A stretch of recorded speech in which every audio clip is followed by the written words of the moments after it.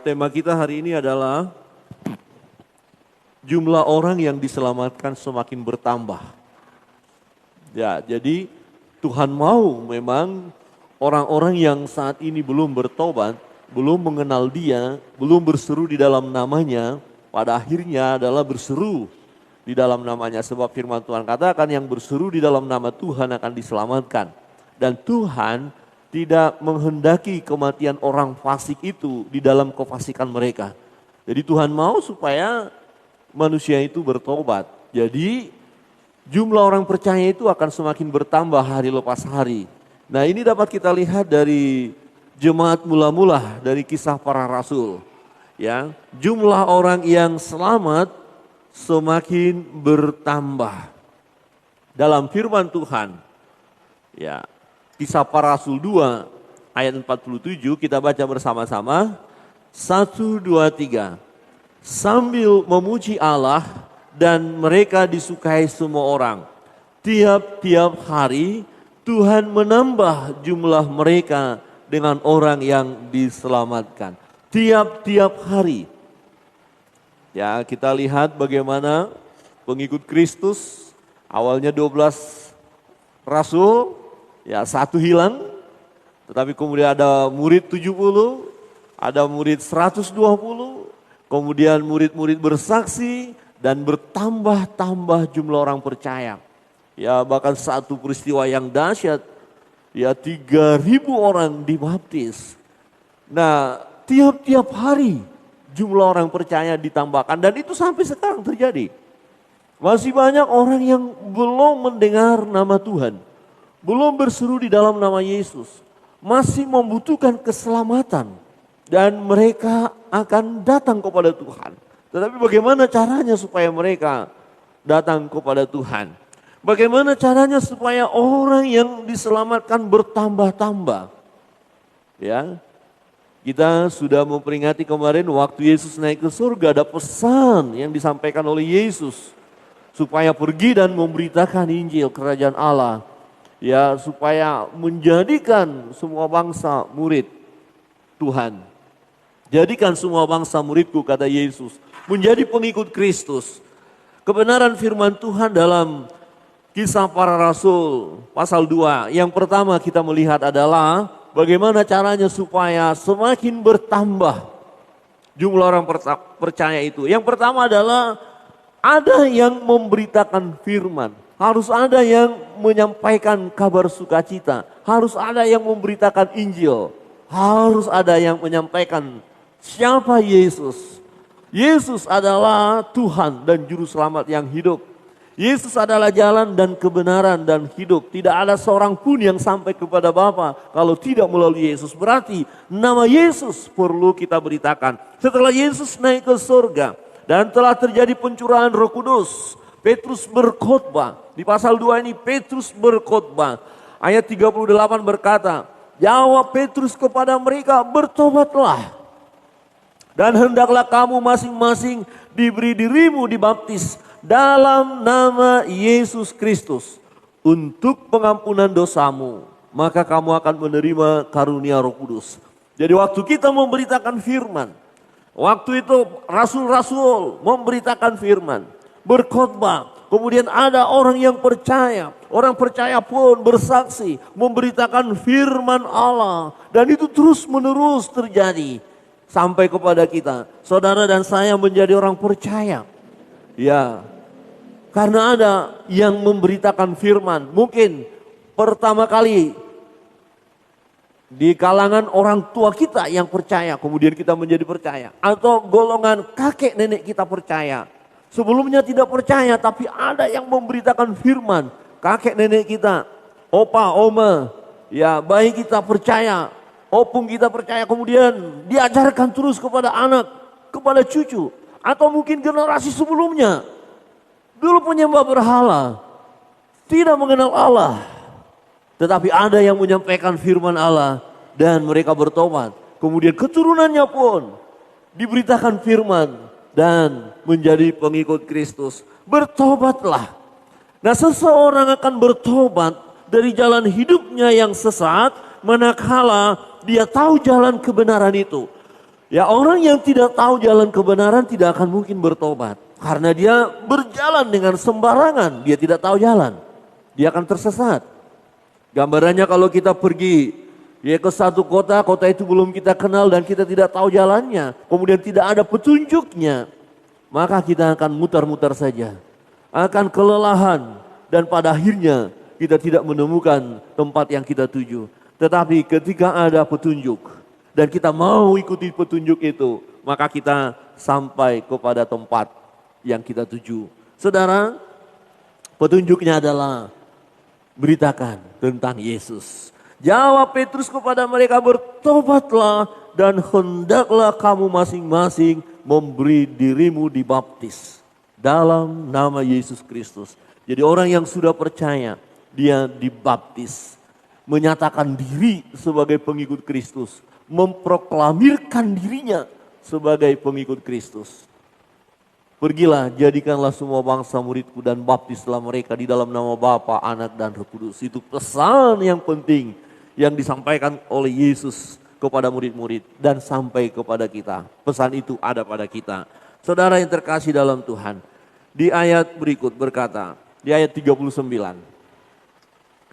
Sebab bagi kamulah janji itu, dan bagi anak-anakmu, dan bagi orang yang masih jauh. Petrus berbicara kepada orang Yahudi waktu itu. Bagi kamu janji itu, bagi anak-anakmu. Tetapi juga bagi orang yang masih jauh. Ujung-ujung bumi. Yang mereka bukan kalangan orang Yahudi, bukan orang Israel. Mereka bangsa-bangsa lain. Tapi mereka pun ya dikasihi oleh Allah. Allah mau mereka supaya mereka bertobat. Allah mau supaya mereka selamat. Ya, yang masih jauh yaitu sebanyak yang akan dipanggil oleh Tuhan Allah kita. Petrus berbicara. Ya, ini gereja mula-mula setelah pencurahan Roh Kudus, Petrus sudah berkata, akan banyak yang akan dipanggil oleh Tuhan. Ya, yang masih jauh, suku-suku bangsa. Ya, generasi demi generasi yang akan datang. Semakin banyak yang akan dipanggil oleh Tuhan. Tetapi harus ada yang memberitakan. Jalan kebenaran itu harus ada yang memberitakan. Siapakah Yesus? Sehingga orang yang dipanggil itu, orang yang banyak itu, orang yang masih jauh itu, satu persatu kemudian akan mendengar tentang Yesus. Mereka memiliki iman karena iman timbul dari pendengaran. Pendengaran akan firman Allah. Dan karena mereka memiliki iman, akhirnya mereka percaya Yesus. Dan mereka bertobat, memberi diri dibaptis. Jumlah semakin bertambah. Apakah hanya pada kisah para rasul peristiwa ini terjadi? Tidak. Sampai sekarang sedang kita kerjakan. Jadi saudara dan saya adalah alat di tangan Tuhan untuk menyampaikan kabar sukacita itu. Amin. Amin. Ya, kita tidak hanya berkata, oh itu tugas penginjil, tugas pendeta, tugas yang sekolah teologi. Tidak. Tugas semua murid. Siapakah murid? Murid itu orang percaya. Saudara dan saya. Ini tugas kita. Ya, bersaksi untuk menghasilkan buah itu. Ini tugas kita, dipanggil dan ditetapkan untuk pergi dan menghasilkan buah. Yohanes 15 ayat 16 itu. Saudara dan saya. Saudara yang terkasih dalam Tuhan. Kita melihat di ayat 40. Dan dengan banyak perkataan lain lagi, ia memberi suatu kesaksian yang sungguh-sungguh. Dan ia mengecam dan menasihati mereka. Katanya, berilah dirimu diselamatkan dari angkatan yang jahat ini. Ini tugas kita. Petrus berkata, beri dirimu diselamatkan. Ini angkatan yang jahat. Angkatannya orang yang gak percaya ini adalah angkatan yang jahat. Tapi jangan sampai ya di dalam angkatan yang jahat itu. Petrus berkata kepada mereka, kamu juga ikut binasa. Jangan sampai itu terjadi. Jadi beri dirimu diselamatkan. Ada pilihan di situ. Apakah mau diselamatkan atau tidak? Dalam keputusan masing-masing. Jadi pertobatan itu nggak bisa dipaksa. Ya, seseorang akhirnya menyadari dosanya dan kemudian bertobat, dia insaf akan dosa-dosanya, dia dengar suara Tuhan, dia terima firman itu, kemudian dia bertobat, itu pilihan. Maka ini Petrus berkata kepada mereka, beri dirimu diselamatkan. Orang-orang yang belum diselamatkan, ya perlu mendengar berita ini. Dan kita mau dipakai Tuhan. Kemudian kita mau berkata kepada orang-orang yang belum percaya, beri dirimu diselamatkan. Saudara siap dipakai Tuhan, amin? Harus ada yang berkata-kata, mengatakan kebenaran bahwa Yesus satu-satunya jalan dan kebenaran dan hidup. Beri dirimu diselamatkan. Karena pemberitaan ini, karena menyampaikan kabar sukacita ini, karena kesaksian daripada rasul-rasul, maka jumlah orang percaya bertambah, jumlah orang yang diselamatkan bertambah. Ayat 41 kita baca bersama-sama. 1, 2, 3. Orang-orang yang menerima perkataannya itu memberi diri dibaptis, dan pada hari itu jumlah mereka bertambah kira-kira 3.000 jiwa. Wow. Kira-kira begini, dalam tahun ini jumlah jemaat Sinam katakan 150 orang dewasa. Ya, 2 saja. Kita sampaikan 2 pribadi, 2 orang yang tadinya hidupnya masih kacau balau, tidak tahu dengan Tuhan, tidak mau ibadah. Hidupnya angkatan yang jahat boleh begitu ya. Kemudian saudara, saya 2 saja masing-masing kita. Tahun ini saya mau beritakan kabar sukacita. Saya mau kabarkan kabar baik itu. Kemudian kita berdoa. Kita serahkan dia kepada Tuhan. 2 orang itu akhirnya kita sampaikan kabar sukacita. Kalau dia seorang bapak, kita katakan, Bapak bertobat sudah. Tobat sudah Bapak. Bahaya kalau enggak tobat, masuk neraka. Habis kita sudah. Ibu bertobat sudah, kalau dia seorang ibu. Nona bertobat sudah. Cari jalan Tuhan. Kalau enggak tahu jalan itu, ikuti saya. Ya, karena jalan ke gereja kita kan ingat. Ingat jalan ke gereja ya Bapak Ibu ya. Pak Samjar senyum ya. Ya pasti ingatlah ya Pak ya, masa lupa. Ya. Jangan seperti ilustrasi itu ya. Ini ilustrasi kelompok sebelah, tetangga. Tapi ini saya ambil kelompok kita lah kira-kira. Ya, ada seorang pemuda yang sedang mabuk. Ya, sedang mabuk. Kemudian ada seorang pendeta. Ya, ketemu sama orang mabuk itu. Kemudian pendeta berkata, Bung, kasih tunjuk kita sudah gereja di mana? Saya tidak tahu, cari sendiri saja sudah. Kamu harus bertobat. Ya, kamu harus bertobat, kata Pak Pendeta. Datang kepada Tuhan. Nah, kemudian pemuda ini yang mabuk nggak kalah dia berpikir, Pak Pendeta banyak bicara saja. Bagaimana jalan ke surga? Pak Pendeta jelaskan. Saya tidak percaya. Pak Pendeta jalan ke gereja aja tidak tahu. Tanya saya, bagaimana jalan ke surga? Kata pemuda itu. Halo, saudara tahu jalan ke gereja? Kan Pak Pendeta itu arahkan dia jalan ke surga. Tapi pemuda yang lagi mabuk, jangan pikir mabuk nggak berpikir nggak pintar loh, pintar juga dia. Dia bilang, Pak Pendeta ajak saya jalan ke surga, jalan ke gereja aja. Pak Pendeta tidak tahu. Ini kan pendeta tamu, dia tanya aja. Bukan masa pendeta siahan gereja ke Sinam tidak tahu, kan itu sudah bahaya itu. Ada nggak beres itu kan? Ya, saudara tahu jalan ke gereja Bapak Ibu tahu kan?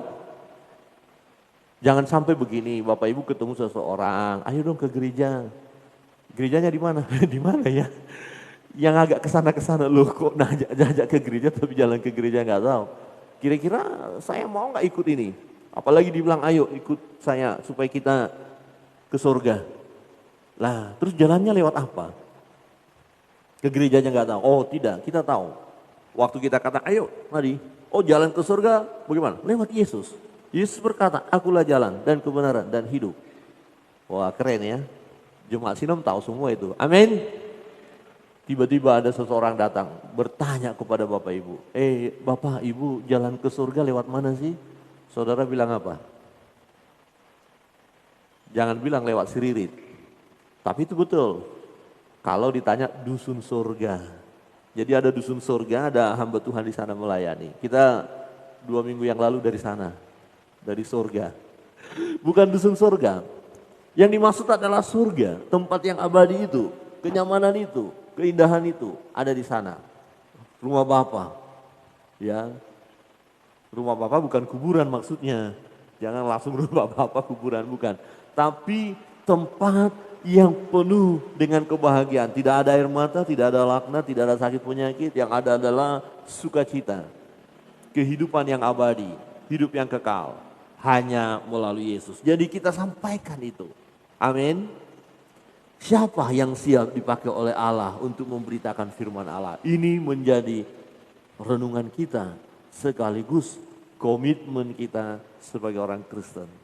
Kita mau dong memenuhi, menggenapi firman Tuhan bahwa jumlah orang percaya tiap-tiap hari akan bertambah. Kita mau mendengar ada orang yang berkata, aku sudah berjumpa dengan Yesus melalui pelayanan ini, pelayanan bapak itu, om itu, tante itu.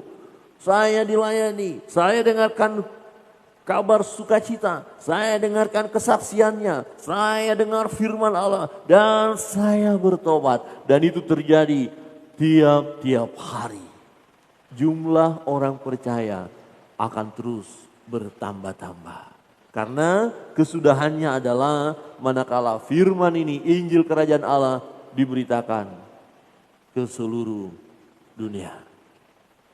Masalah percaya atau tidaknya orang yang sudah mendengar itu urusan dia. Tetapi yang penting urusan kita adalah mau melakukan kehendak Allah, yaitu pergi, beritakan firman, beritakan Injil, saksikan Yesus Kristus yang adalah Tuhan dan Juru Selamat kita. Saudara yang terkasih dalam Tuhan, ini yang mulai hilang. Kalau jemaat mula-mula mereka antusias melakukannya, mereka bergerak walaupun dalam penganiayaan besar. Justru ketika mereka lari ke daerah-daerah yang lain, mereka selalu bersaksi. Dikejar-kejar karena mengikut Kristus, mereka lari. Tapi kemudian di tempat di mana mereka menjadi pelarian, mereka beritakan kabar baik. Terus semakin bertambah. Jadi apapun situasi yang ada, ini tidak boleh hilang dari kehidupan orang percaya. Dan jangan pula setelah kita ada di zona nyaman, kita kemudian tidak mau mengambil resiko. Kita tidak mau bersaksi. Kita tidak mau memberitakan kabar sukacita kepada saudara-saudara kita yang lain yang belum berseru di dalam nama Yesus. Ini mulai hilang karena dunia menawarkan kenyamanan. Sedikit orang yang rela mati ya untuk memberitakan kabar Injil. Mulai berkata, kita harus berhikmat, kita harus begini dan begitu. Tetapi sebenarnya adalah tidak siap menderita. Saudara yang terkasih dalam Tuhan, jumlah orang percaya bertambah dan terus bertambah manakala anak-anak Tuhan, murid Kristus, orang percaya, hamba-hamba Allah terus pegang teguh perintah amanat agung untuk kita pergi dan memberitakan Injil, pergi memberitakan kabar sukacita. Jalan kebenaran itu adalah Yesus, dan ketika mereka mendengar tentang nama itu, mereka akan percaya kepada Dia dan akan memberi diri dibaptis. Sudah lama gereja kita tidak membaptis. Ini jadi peringatan bagi kita. Ya, jangan kita menjadi pribadi-pribadi atau umat yang memang diberkati oleh Tuhan, tetapi kita asik pada zona nyaman kita. Kita siap dipakai oleh Tuhan. Amin. Amin. Coba lihat kiri kanan dan katakan siap dipakai oleh Tuhan. Siap dipakai oleh Tuhan. Yang kedua, kebenaran yang kedua. Sebagaimana jemaat mula-mula, jumlah orang percaya terus bertambah. Ya, kebenaran yang kedua, karena apa? Karena cara hidup orang percaya itu disukai oleh banyak orang. Orang percaya itu menjadi berkat, jadi contoh, jadi teladan. Ya, sangat menarik kehidupan jemaat mula-mula. Nah, bagaimana kehidupan jemaat mula-mula sehingga mereka disukai oleh orang banyak? Di ayat 42 berkata begini, mereka bertekun dalam pengajaran rasul-rasul dan dalam persekutuan. Dan mereka selalu berkumpul untuk memecahkan roti dan berdoa. Dengan bertekun dan dengan sehati mereka berkumpul tiap-tiap hari dalam bait Allah. Mereka memecahkan roti di rumah masing-masing secara bergilir. Dan makan bersama-sama dengan gembira dan dengan tulus hati. Mereka bertekun, belajar firman Allah. Ya, kalau kita tidak belajar firman Allah, kita tidak tekun mempelajari firman, kita tidak akan kuat menghadapi tantangan dunia, kita tidak akan kuat menghadapi godaan. Dan fakta menunjukkan ada orang-orang yang akhirnya tidak kuat imannya, luntur imannya, karena diperhadapkan dengan persoalan yang berat, pergumulan yang berat, penderitaan yang berat, akhirnya tinggalkan Yesus. Kenapa? Ya, ibaratnya seperti pohon yang tumbuh, akarnya nggak kuat, nggak menancap, kelihatannya bagus, tapi gampang roboh. Akar yang tidak kuat akan gampang roboh. Tetapi kalau kita belajar firman Allah, bertekun dalam pengajaran rasul-rasul. Jadi mereka merenungkan firman Tuhan, belajar firman Tuhan. Dan firman Tuhan itu mengubah hidup mereka, mengubah pola pikir mereka, mengubah keadaan mereka. Diperbaharui dari hari ke hari. Dan bahkan menghadapi tantangan, kalau kita lihat jemaat mula-mula, tantangan mereka berat. Karena masih sedikit jumlah orang percaya. Dan banyak orang yang benci mereka. Banyak orang yang mau menganiaya mereka. Ingat salah seorang adalah Saulus. Yang adalah Paulus sebelumnya. Dia mengejar orang-orang percaya itu. Dan menangkap, memasukkan ke penjara. Tetapi dalam kondisi seperti itu mereka murid-murid, orang percaya. Yang jumlahnya tidak seberapa waktu itu. Tetap bersekutu. Bersama-sama. Berkumpul mereka. Berdoa mereka bersama-sama. Memecahkan roti. Artinya mereka menikmati berkat. Berkat Tuhan. Bersama-sama. Ya, jadi berbagi. Ya, menikmati. Makan bersama. Ada sukacita yang luar biasa. Tidak terjadi percekcokan. Tidak terjadi perkelahian antara mereka. Itu yang membuat orang-orang melihat, wow, orang percaya itu luar biasa ya hidupnya ya. Tetap sukacita, mau berbagi satu dengan yang lain. Walaupun dianiaya, dikejar-kejar, mereka tetap membaca firman Tuhan, belajar. Rasul-rasul mengajar, mereka mau mengikutinya, belajar. Itu yang membuat mereka kuat. Dan akhirnya yang lain menyukai mereka. Orang lain tidak akan tertarik dengan kekristenan manakala dia melihat jemaat atau orang Kristen tiap-tiap hari berantem, tiap-tiap hari berkelahi. Mereka tidak akan tertarik. Apa yang mau mereka dapatkan jika mereka akan jadi orang Kristen sementara dia lihat kehidupan orang Kristen tidak ada perubahan, tidak ada pembaharuan. Yang benar orang Kristen itu dibaharui hari lepas hari. Seperti Bapak Ibu Saudara sekalian dan juga saya. Amin. Coba lihat kiri kanan dan katakan, sudah dibaharui kah? Sudah ya? Pasti, saya yakin. Dulu kita tidak mau tahu tentang Tuhan. Dulu kata-kata kita itu menyakitkan, mau hancurkan hidup orang. Pikiran kita kacau. Tetapi proses demi proses kita alami. Kita mulai mengerti tentang Dia. Kita mulai paham tentang posisi kita sebagai anak Tuhan. Kita mulai mengalami pembaharuan. Semakin bijaksana, semakin mengerti arti hidup. Dan orang melihat itu. Ada orang yang bertobat karena melihat ada orang jahat yang bertobat. Loh, dia penjahat kok bisa bertobat? Orang yang jahat aja bisa bertobat. Sehingga yang mau ragu-ragu tadi mau bertobat atau enggak. Apakah saya masih layak di hadapan Allah apa enggak? Kadang-kadang orang bisa berpikir seperti itu. Tapi karena dia lihat itu kan lebih jahat. Lah dia aja dikasihi Tuhan, diberi kesempatan bertobat. Kenapa saya enggak? Akhirnya melihat kesaksian orang jahat yang bertobat, orang-orang lain pun bertobat. Karena Tuhan tidak pilih kasih. Tuhan mengasihi semua orang. Tergantung kepada pribadi yang mau dengar suara Tuhan. Jemaat mula-mula mereka memiliki kehidupan yang dapat dicontoh. Mereka bersama-sama, secara bergilir makan bergantian. Ya di rumah si A, kemudian pindah di rumah B. Jadi ada keharmonisan, ada kekeluargaan. Ingat, dalam berjemaat, dalam gereja kita ini nggak boleh hilang, yaitu kekeluargaan. Kita ini adalah keluarga besar. Amin. Keluarga, sama seperti kalau adik kita sakit, kakak kita, gimana sih hati kita? Nah kalau kakak kita atau adik kita atau saudara kita bergembira, gimana kita? Kan tentu gembira juga. Bersama dengan orang bergembira kita bergembira, bersama dengan orang yang sedih kita juga ikut merasakan empati, sedih juga. Jadi saling menikmati. Ketika kita dapat membagikan sesuatu kepada saudara kita, kita dapat bagikan. Dan yang menerima pun bersuka cita.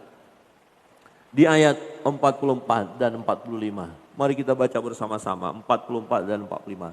1, 2, 3. Dan semua orang yang telah menjadi percaya tetap bersatu. Dan segala kepunyaan mereka adalah kepunyaan bersama. Dan selalu ada dari mereka yang menjual harta miliknya, lalu membagi-bagikannya kepada semua orang sesuai dengan keperluan masing-masing. Berat juga ya. Berat ya. Wah, saya renungkan ini berat. Berat. Kita punya, katakan sepeda motor. Kita pakai juga ini. Ada dua sih. Sebenarnya kalau kita jual satu untuk membagikan sedikit kepada sahabat teman yang sedang susah nggak ada makanan. Gimana? Mau siang nggak jual satu? Seorang bapak berkata kepada ibu, "Mah, kita jual satu." "Oh, itu mahal." Ya belum udah banyak bicara. Atau seorang ibu berkata, "Kita jual satu untuk nanti uangnya kita bagi." Ada tuh teman, ini berat ya. Menurut Bapak Ibu berat enggak? Kita jual harta kita untuk kemudian kita bagi-bagikan. Berat tidak?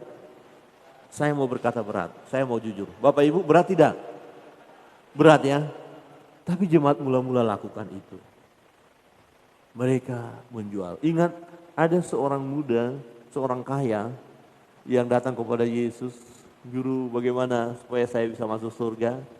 Wah, Yesus bilang lakukan ini. "Oh, sudah saya lakukan, semuanya lakukan." "Oke, kalau begitu jual hartamu, bagi-bagikan kepada orang miskin dan ikutlah aku." Respon orang kaya itu bagaimana? Sedih, karena dia pedagang. Dia punya banyak harta, sedih rasanya membagikan. Maka Tuhan bilang, "Di mana hartamu berada, di situ hatimu berada." Kita mau kasih harta kita di bumi atau di surga? Supaya hati kita ini loh, supaya hati kita ini tergantung kita sekarang. Kita punya harta nih, mau taruh di bumi atau taruh di surga? Kalau kita taruh di bumi, hati kita akan di bumi. Kalau kita taruh di surga, hati kita di surga. Kira-kira menurut Bapak Ibu, hartanya mau ditaruh di mana? Di surga atau di bumi? Surga dan bumi ya. Sebagian di surga Pak Pendeta, sebagian di bumi. Berat ya. Yang artinya adalah begini, bukan berarti saat ini kita nggak boleh punya harta. Boleh, tetapi kekayaan kita yang Tuhan percayakan itu kita manfaatkan, kita gunakan untuk kemuliaan nama Tuhan. Bukan berarti kita nggak bisa nikmati. Menikmati. Apa yang diberikan Tuhan kepada kita, nikmati. Tetapi jangan hanya diri kita sendiri yang menikmati. Karena dari sebagian berkat itu yang telah Tuhan berikan kepada kita, sebenarnya Tuhan siapkan supaya kita bagikan juga kepada orang yang kekurangan. Itulah yang terjadi. Dan jemaat itu disaksikan oleh orang-orang yang belum percaya. Akhirnya disukai. Ya si A itu gak punya apa-apa. Tapi coba lihat si B itu. Ya sesama mereka umat percaya itu datang dan membagikan berkat itu. Wow, luar biasa. Itu si C itu. Ya dia punya sesuatu dijual loh dan dia bagikan. Wah luar biasa. Gak terikat dengan harta.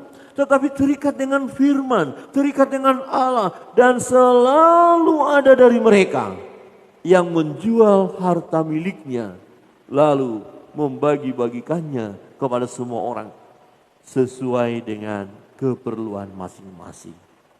Keperluan masing-masing. Sesuai dengan kebutuhan. Ini tidak mudah. Tetapi ini dilakukan oleh anak-anak Tuhan. Ada dan memang kita mau lakukan itu. Ya. Saudara siap melakukannya. Saya harus siap melakukannya. Artinya apa? Kita coba, memang kita tidak punya sesuatu yang lebih. Tapi paling tidak ada sesuatu yang bisa kita buat menolong orang lain. Ya seringkali kita di gereja secara pengurus berkata gini, oh, gereja kita, satu contoh, jangan sampai ada anak-anak kita yang tidak bisa sekolah karena nggak bisa bayar uang sekolah. Ya, pengurus berkata, jangan sampai ada anak-anak Sinam tidak bisa sekolah karena tidak ada biaya uang sekolah. Ah, itu contohnya. Artinya apa? Kita harus siap berkorban untuk itu.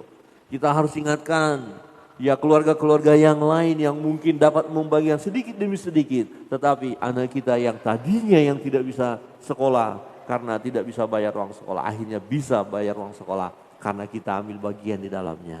Dan orang lain melihat, wow, luar biasa orang Kristen itu, luar biasa jemaat Sinam itu saling berbagi. Amin, amin. Saya melihat itu terjadi dalam jemaat kita. Saya melihat dan mengalami. Saya bersyukur sebagai gembala. Ya, kami selalu saksikan. Bukan berarti jemaat semua kaya-kaya kemudian bisa memberi. Nah, justru ada yang ya pas-pasan juga kita katakan. Tapi tetap mau bergabung, membagikan apa yang dimiliki. Menyenangkan hati, ya, menjual harta miliknya, ya, mereka bersatu, ya, tidak terjadi percekcokan. Kalau di jemaat ini terus kita cekcok saja, keluarga si A ada akur dengan keluarga B, keluarga si A diberkati Tuhan malah iri hati, cemburu. Ya, yang di sini menderita dibilang ngerasain lo. Ih, gimana orang lain melihat kita? Kemudian akhirnya dia jadi orang percaya. Tidak, tapi kita bersatu. Amin. Saling mengasihi. Ya, saya mungkin tidak melihat saudara melakukan sesuatu kepada saya. Karena saudara mendoakan saya nggak lihat itu. Tapi saudara sudah ambil bagian di dalamnya. Jangan kita pikir harus kita lihat orang itu membantu kita. Enggak, ada orang yang menggumuli, ada yang mendoakan, ada yang membantu, ada yang memberi petunjuk dan lain sebagainya. Kita satu kesatuan. Saudara yang terkasih dalam Tuhan. Hal inilah yang membuat orang-orang lain tertarik dengan jemaat Allah. Jemaat bersatu, saling mengasihi, saling peduli satu dengan yang lain, saling berbagi, saling mendoakan. Ada persekutuan yang mesra. Kira-kira begini, kalau saya tuan rumah dalam misalnya kelompok KPI dan satu KPI bisa datang, itu sebenarnya sudah membahagiakan hati saya, kira-kira begitu. Ya, dan saya akan sedih kalau tidak ada yang datang. Nah, jadi persekutuan itu seperti itu. Kehadiran sahabat, kehadiran teman dalam satu perkumpulan itu menyenangkan hati. Kemudian orang lain melihat, tetangga melihat, wah luar biasa ya. Rupanya dia tidak sendiri loh, ada keluarga besarnya. Pernah ada seseorang berkata, jemaat di sini berkata, aduh saya seorang diri di sini. Saya nggak ada family, begini bla bla bla bla. Tetapi ada pengurus yang berkata, tidak, kita satu keluarga di sini, keluarga Sinam. Banyak saudara di sini, banyak family di sini, jangan takut. Nah akhirnya ya orang itu senang sekali.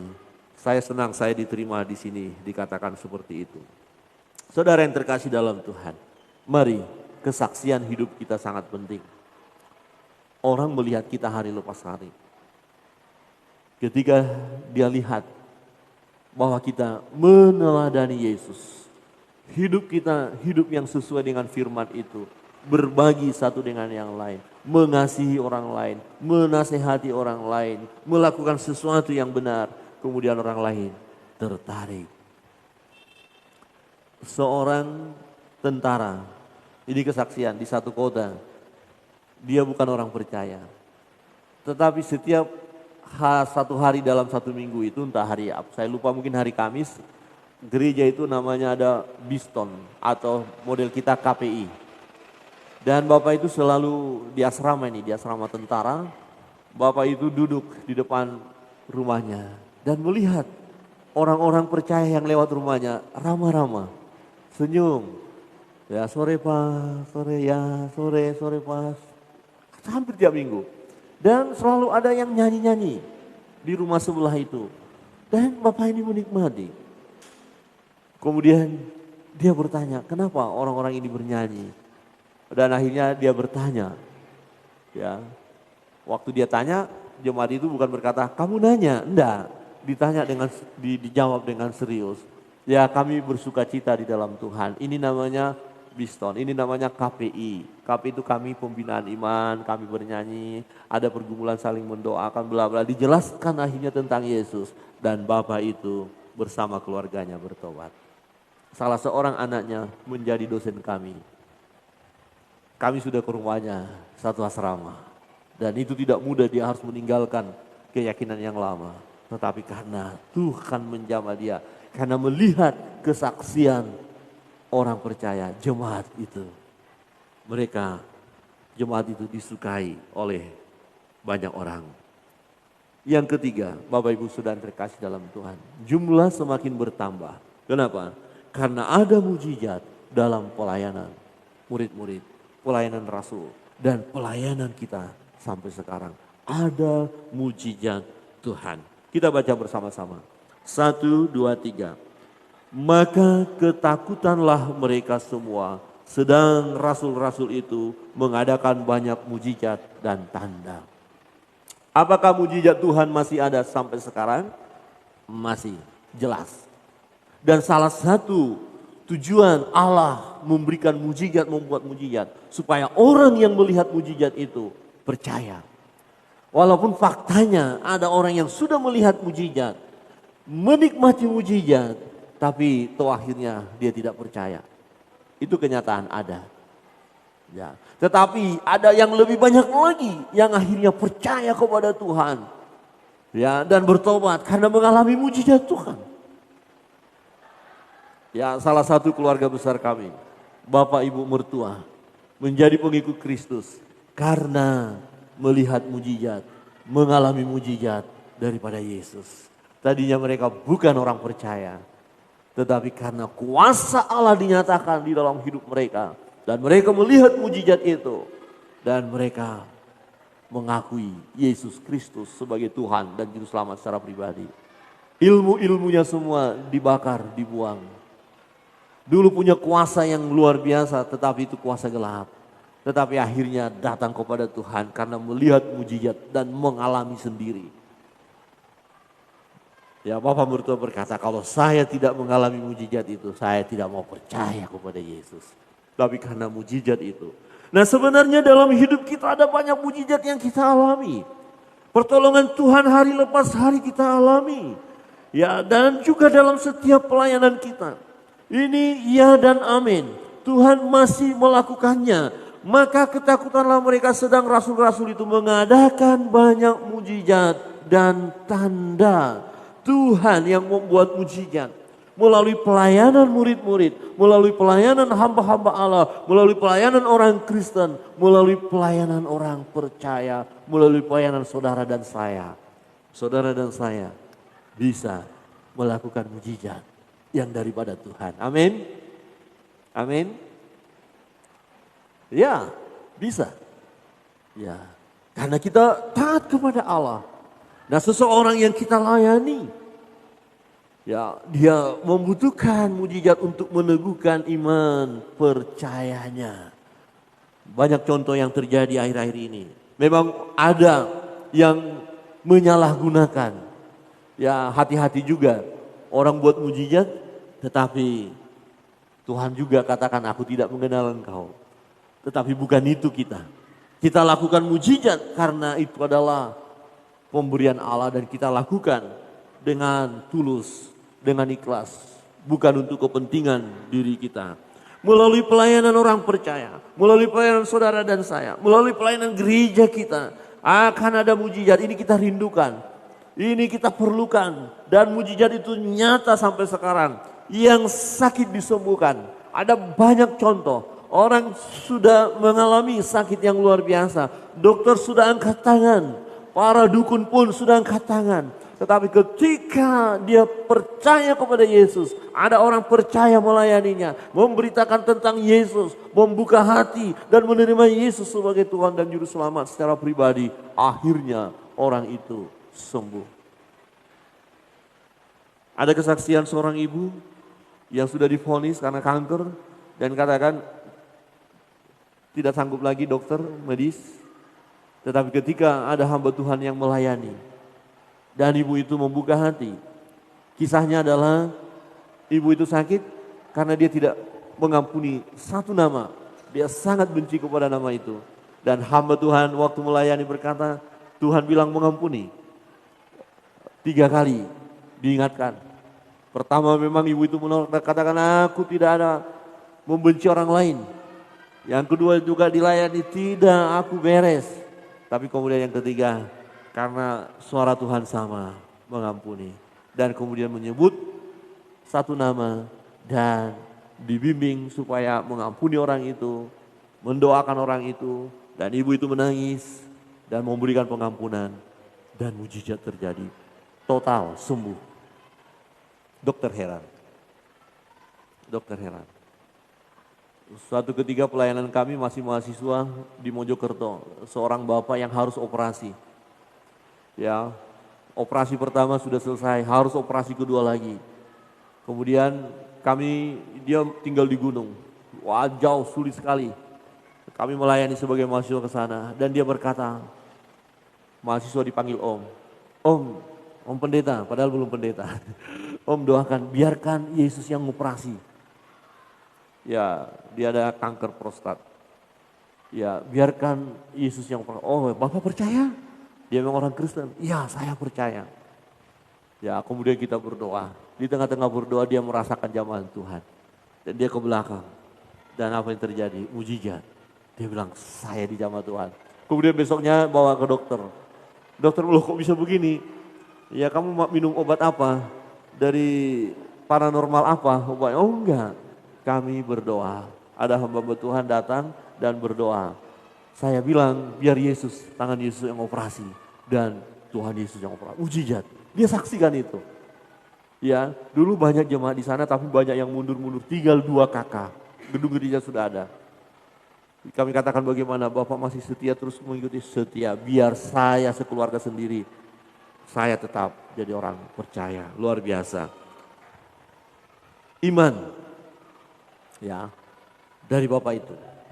Dan terjadi mujizat. Ya, mujizat menguatkan orang percaya. Menyembuhkan. Mengusir setan dengan nama Yesus. Tolak orang-orang yang dirasuk oleh roh jahat. Usir setannya keluar.